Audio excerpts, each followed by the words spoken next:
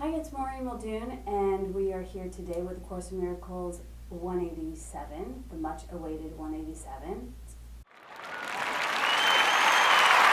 And the lesson is, I bless the world. Is that the whole lesson? I bless the world?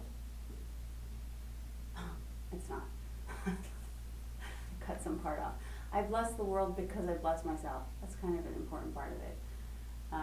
I bless the world because I bless myself. If you like these lessons, like them, subscribe, and share them with your friends. So, I bless the world because I bless myself. No one can give unless he has. In fact, giving is proof of having. We've made this point before. What seems to make it hard to credit is not this. No one can doubt that you must first possess what you would give. It is the second phase in which the world and true perception differ. Having had and given, the world asserts that you have lost what you possess. The truth maintains that giving will increase your possession. This is such cool and good news, and easily provable if we're brave enough to give. Yeah, it's easily provable. So how is it possible? For it's sure that if you give a finite thing away, your body's eyes will not perceive it yours. Yet we have learned that things but represent the thoughts that make them. And you do not lack for proof that when you give ideas away, you strengthen them in your mind. Perhaps the form in which the thoughts seem to appear is changed in giving, yet it must return to him who gives, nor can the form it take be less acceptable, it must be more. Okay, so basically it's saying that it's giving us the concept of, giving and receiving are one and the same. And also, I might even stretch it to the concept of tenfold. When you give something away to somebody, it returns to you tenfold. I think this works both negatively and positively, so be very careful, because what comes around goes around. But in regards to giving, sometimes there can be so much stagnation around our generosity, and specifically around things that we're supposed to give. Like I've learned this lesson way too many times to have enough time to share with you all of the stories of ways that I have misused this idea by withholding my good from somebody, and then living and having to deal with that sense of scarcity, and then turning the channel in the correct direction, which is to say, not trying to get something or hoard something for me, but to extend and share something with whoever's there.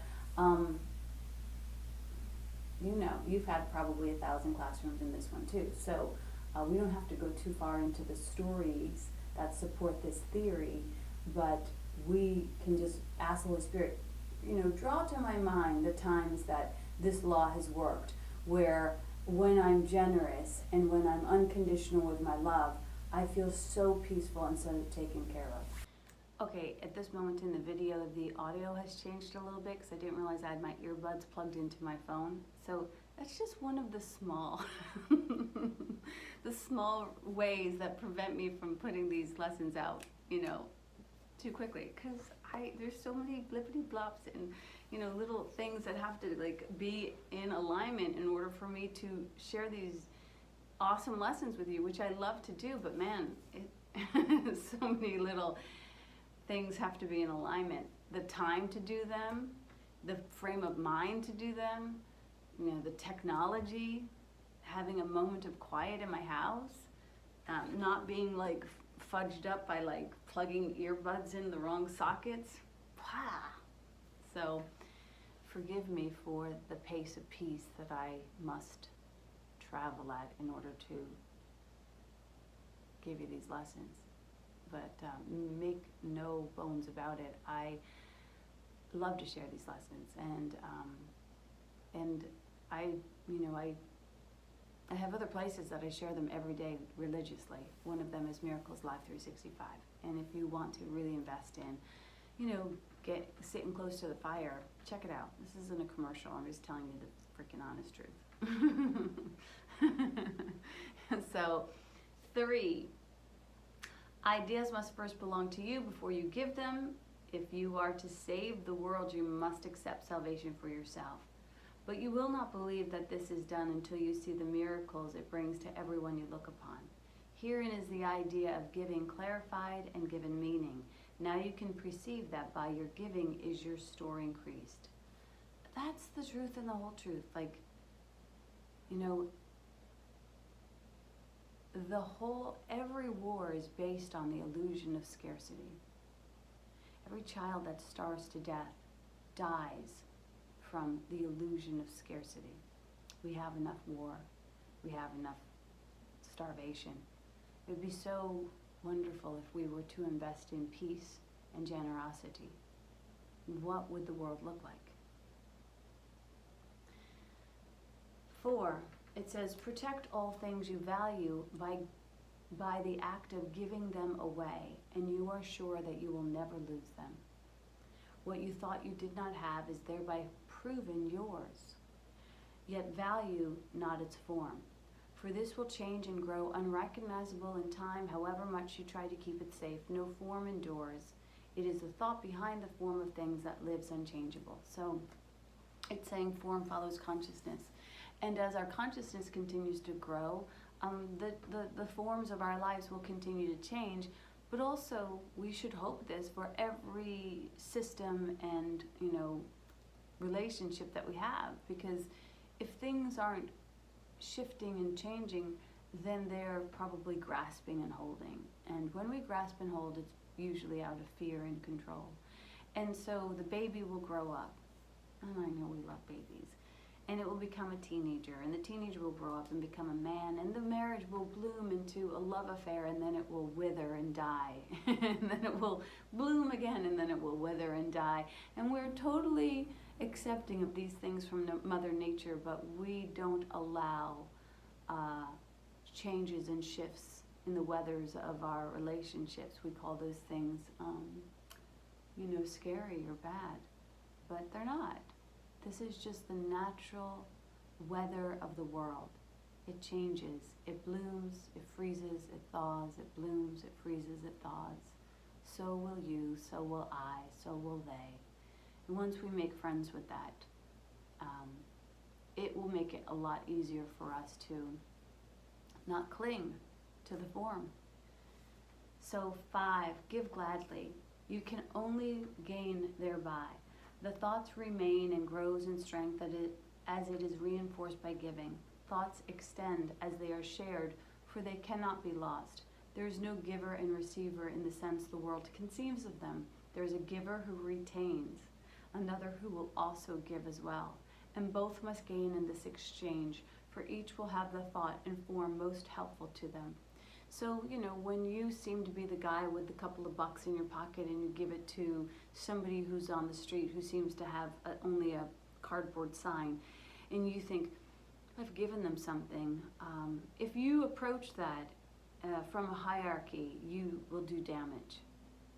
So when you approach that with the idea of equality, you will say, I'm so grateful to this brother who has given me the opportunity to practice spiritual principles in all of my affairs.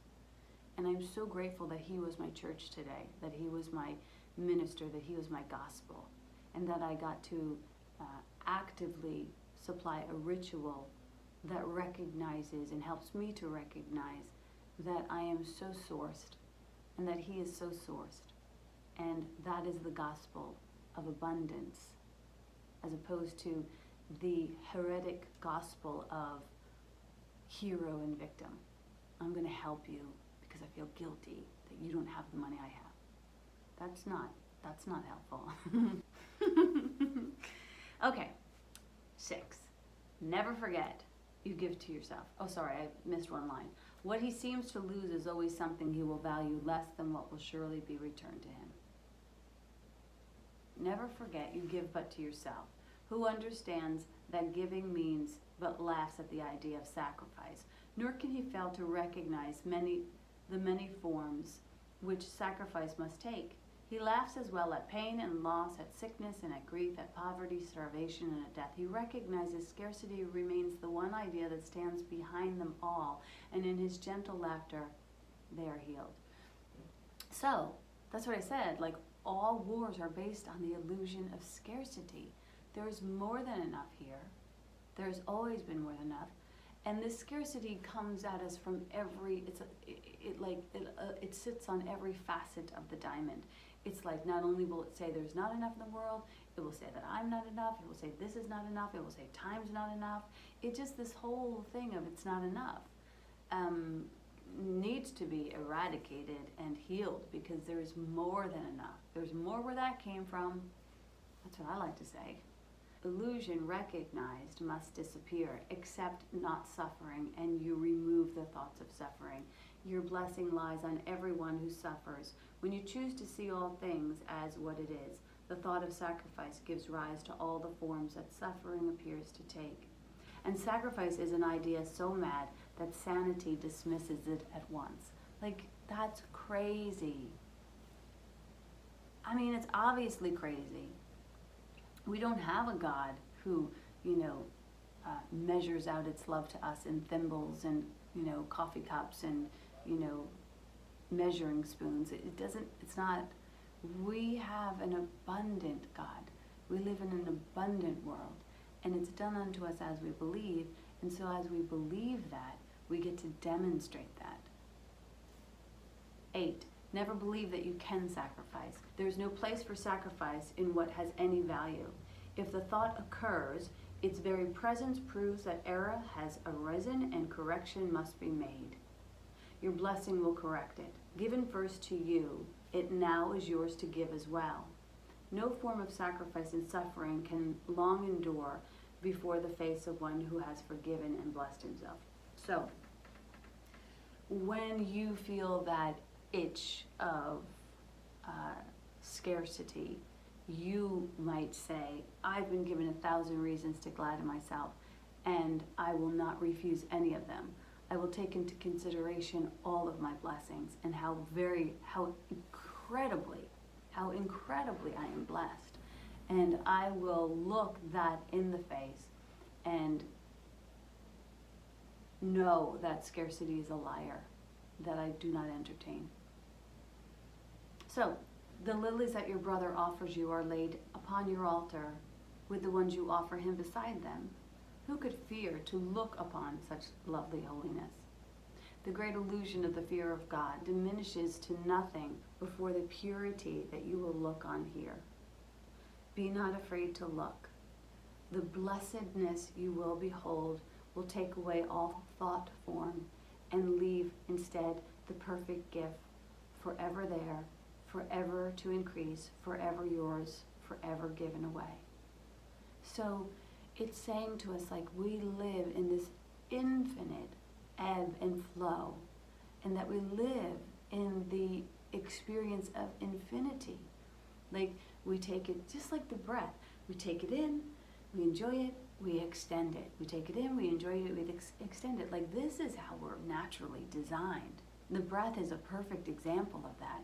But instead, what we do is we take it in, we brand it that it's ours, we put it in a box, we hold it in case we need it for some other time, when we take in some more stuff, and then we brand that, and we put that in a box, and we forget that we have these other things, so we go out shopping for some more stuff, and it's not just like things, we do this in 1,000 weird ways.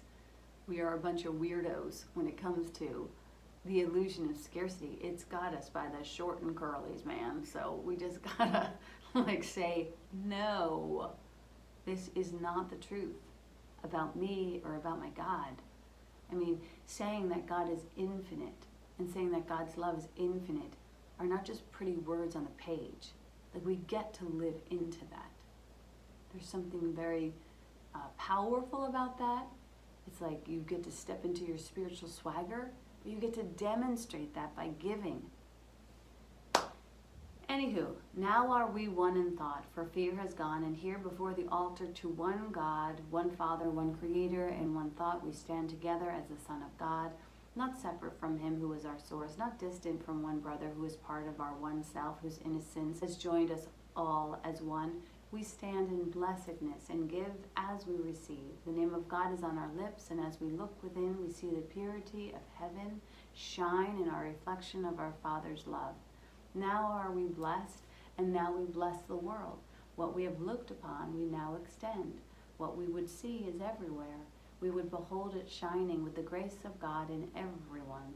We would not have it be withheld from anything we look on. And to ensure this holy sight is ours, we offer it to everything we see. For where we see it, it will be returned to us. In forms of lilies we lay upon our altar, making it a home for innocence itself, who dwells in us and offers us his holiness as ours. So I bless the world because I bless myself. And this, there's so many lessons in this. I hope that you hear them and grasp them all. But there's just so many lessons in this, and and to break it down to the foundational lesson is that I bless myself. Like, I get to remind myself that I am so blessed. Not based on conditions. Not based on whether I missed the train or didn't miss the train. Not based on what's in my bank account or what's not in my bank account. Only based on the recognition that I am a divine being and I am so, so blessed.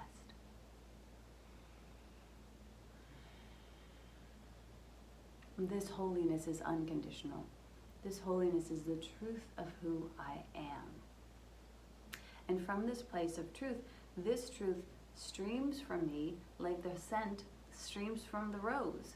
The rose doesn't like try and conjure its scent or its purpose. It just allows itself to be so filled with itself that it spills over itself and blesses the world. This is the same with the trees. This is the same with the birds, This is the same with the sun.